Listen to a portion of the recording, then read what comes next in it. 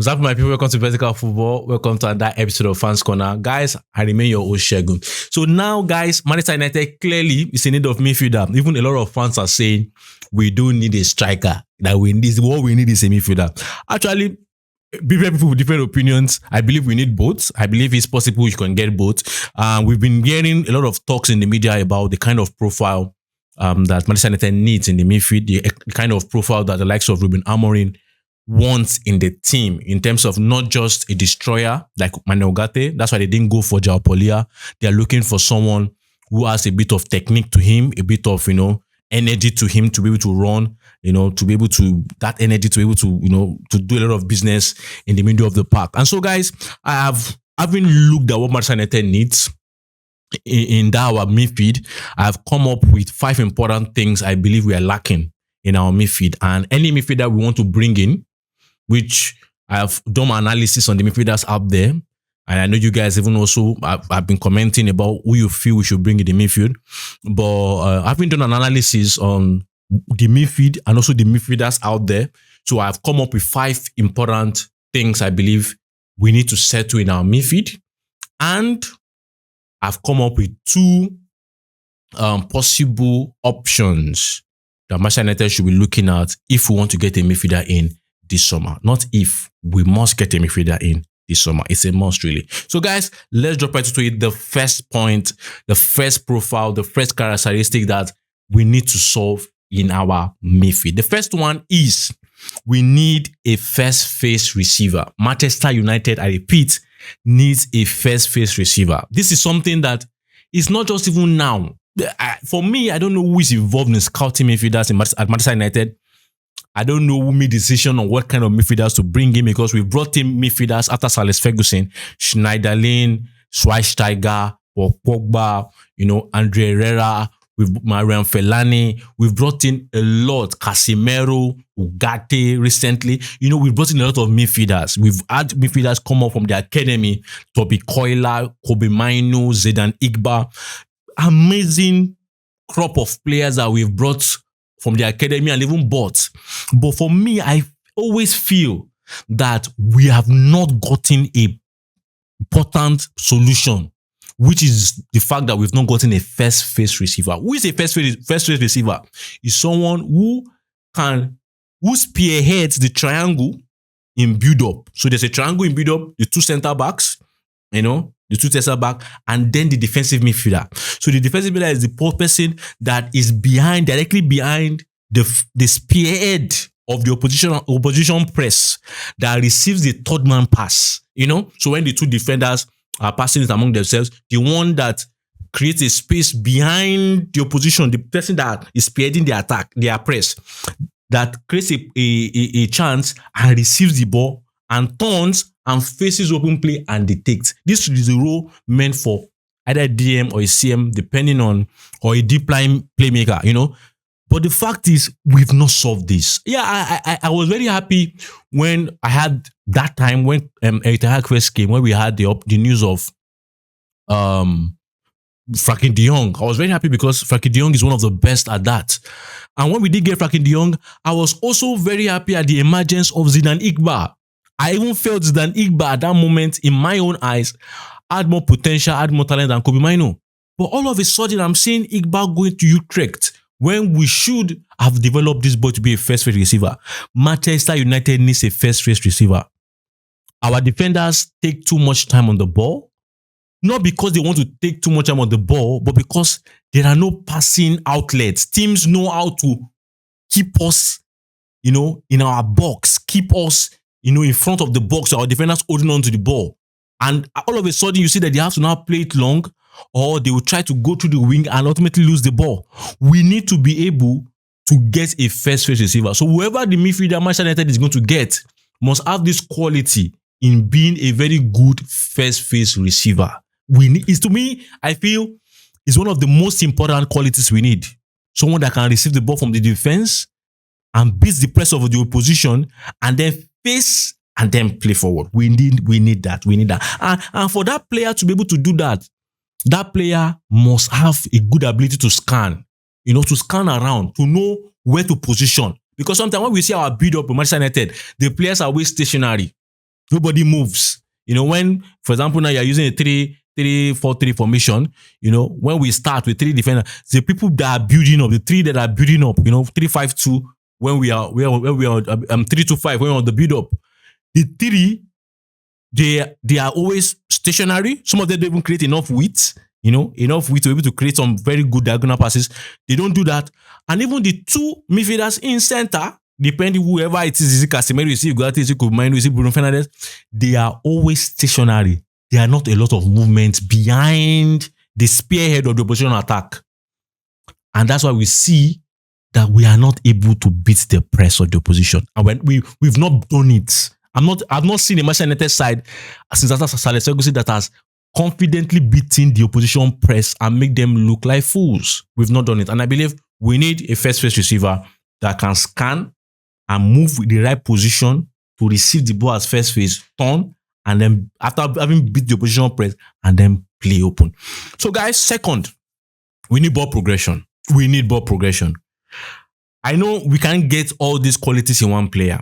But that means these are issues we need to solve. We need ball progression. We need a high volume passer in our team. Someone that takes pride in just passing the ball. And it doesn't matter if it's long, short, medium. We just want someone that, even if it's going to be short passes, but short, meaningful passes that, takes the opposition out of their positions and creates, and where our players are having good positions, in certain zones on the pitch. We just need to have a high volume passer in our team. A high volume passer. Someone that can play diagonally. Someone that can play short. I believe we have someone that can do that job if I was the coach. But it takes a lot of training to get that person. I don't want to mention the person before you come for me. But to get that person to that level. Yeah. If you want to know, there's a video I did about the person, go and check it. So I believe we have that person. I believe we have someone that has that intelligence. Because if we look at the market now, we can't get Vitinha. Vitinha is one of those kind of players that can do this. Frankie de Jong, definitely we can get. But we need someone that's an high volume passer. Someone that can, that can dictate play. Can just give me, let me give you. Let the opposition move from their positions, you get, and let me know, okay, they've moved from here, there's an overload here, and let me pinpoint. We need that ball progressor. Someone who can also, drive in, can push the ball forward. If you see that they are not coming, you push the ball forward, you chop the space and create a lot of good things. And someone who, even when it is tight, even when they come in a mid block, someone who, by the ability of passing, can even do a line breaking pass, So we don't have. So sometimes when we work Manchester United, the consistent player that play line breaking passes is Lisandro Martinez. If Lisandro Martinez is not in that team, everything goes by sideways. There's no amazing pass that just pierces through the spine of the opposition. I think that's sad. We need a midfielder that can do that. Not maybe a midfielder. We need to solve that. If it's one person that will solve it, good. If it's not one person, we need that in our team. Thirdly, we need ball winning ability. We don't win the ball. Sometimes the way we appear porous in our midfield is something to be scared of. In as much as we're using that 3-4-3 formation, in as much as when we are off the ball, we take a 5-3-2 formation. In as much we have 5 in the back, and even those wing backs can also come into the midfield to create, depending on how they want to do the defensive transition and the defensive shape, can also come in and make it a 3-4-3, or a 4-4-2, which I think I saw that against Everton, a 4-4-2 formation of the ball. They still play through us. It shouldn't be happening. It shouldn't be happening. So we need people that are athletic. Yes, I believe we need someone that's athletic, someone that can run. Because sometimes when you look at our midfield, we are always like 2 steps behind our midfielders, especially Casemiro, obviously. Even Ugarte, sometimes it looks like he's not in control. His marking is not even in control. Sometimes a lot of his marking, if you say 8/10 of Ugate's marking, looks like he's going to collect a card. And I think that's troubling. So we need people that, can go toe to toe with the opposition midfielder and remove the ball and win the ball. Yeah, and win the ball. I know Casemiro used to do that. Ugarte used to do that. We have these people, but I don't know what's going on. Why it's not working. I know Casemiro is maybe it's past that prime. Ugarte maybe is still trying to get in touch with the speed of the Premier League, but we need that quality. Someone that can go toe-to-toe and remove the ball and win the ball. I think it's very, very important. We need to win the ball. And when we win the ball, the midfielder must also be wise enough to go on the fast break. You win the ball. Don't wait. We have good now. Manchester United's transition game is getting better. I know we had transition game before, but I believe we have more potent transition play with the likes of Kuma, Mbemo, and potentially Sesko. If it happens, but maybe by the time this video is happening, we'll know where he has gone to. So I believe we need someone that can, turn defense to attack quickly. You win the ball, turn defense to attack quickly. Number 4, tempo. You always hear me say tempo. Tempo. No. The best midfield is the midfield that understands the tempo. I don't believe you can teach any midfielder tempo. So the tempo is something you feel in your spirit. I don't know. I don't think they can teach it. It's something you feel in your spirit. You feel in your spirit. So you are like the heart of the team. And that's why it's the defensive midfielder that most times they take the tempo. Because you are the heart of the team. You understand that my team is running too much. And sometimes I want to say something. I don't know if you've noticed. Sometimes Manchester United players, when we run too much, especially when under Eric Ten Hag, when we run too much, sometimes we lose our heads. The players lose their heads. When there's just meaningless running, sometimes they don't even know what to do. They lose their composure. And so it's important that, for example, we are 2-0 up, 1-0 up, 3-0 up. Someone that says we are 3-0 up. Let us relax. Let's relax. It's 3-0 up. Let's relax. Let's catch our breath. Not someone just playing it long anyhow. Let's catch our breath. Okay, now let's take the pass. Give me back. Take the pass. Give me back. Relax. When you relax, okay. I feel we are more relaxed now. Now, let's go for the fourth. Someone that understands the tempo. Someone that knows when to keep it calm and quickly switch up. We need tempo. We need that midfielder that understands tempo. We had this during Alex Ferguson. See, people talk about Alex Ferguson or maybe not having tactics. I really don't understand, because I don't believe even for many of us who are watching ball then, you understood tactics. It's just now that when we are watching or remembering those games, we begin to understand that, now that I understand ball better, I know why this was, why that was. Someone that knows calm it and to speed it up. So that for 90 minutes you're not gassed. Your players are not just running rubbish runs. And Bruno needs to be careful. Calm it, so that, let's let the composer, the someone that does the tempo, let him do the tempo well and then eat. Lastly, we need someone that is calm under pressure. Really. I know, yes, I've talked about the tempo, but really, I believe this is not just about the ability of that midfielder on the pitch. I believe someone that his nature is calm. The best defensive midfielders that calm tempo are calm people outside the pitch. I've never seen someone that has a rugged life. I'm not saying rugged life in terms of bad thing, but someone that is hyperactive outside the pitch, that is calm on the pitch and can do that job. And that's why you see the likes of Busquets. Even from my side, you see the likes of Carrick. Rodri. These guys, you check them, they are calm people. They're not just, and I feel sometimes you when you see Ugarte cannot do it. Ugarte is a warrior, a destroyer. When you see Casemiro, obviously you know what you're getting. When you see Bruno is erratic. Bruno is, this, let's just go. They can't do it. Mino is a little bit more flair, and I believe he will be better and pushing forward. So we need someone that is calm.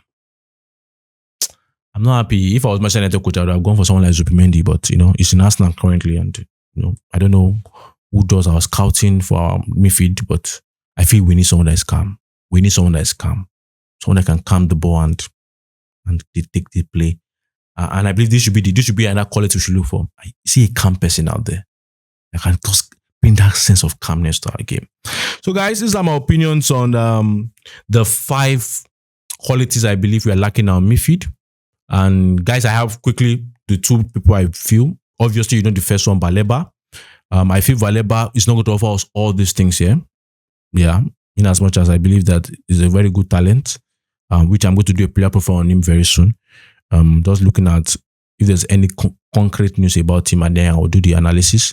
But I also feel Martin Odegaard from Sporting Lisbon that played under Ruben Amorim and Sporting CP. I believe he also will add value to us. I'll do deeper analysis on these guys, but I feel these are the 5 qualities. So let me recap the 5 qualities. The first one, I said we need a first receiver, someone that can receive the third man pass, turn and push forward. We need ball progression, whether short, long, medium, someone that can, even push forward, someone that can do line breaking passes. We need those kind of things in our team. Thirdly, I say we need ball winning ability, someone that can win the ball. 4, I said tempo. You always hear me say tempo. We need someone that can control the tempo of the game for Manchester United. And lastly, we need someone that is not just calm on the pitch, but someone that's also calm off the pitch, because the best composers, best tempo organizers are not just calm on the pitch, but they're also calm off the pitch. So these are the things you should be looking at in our midfield to be able to build a successful midfield. So guys, thank you for sticking with me as usual.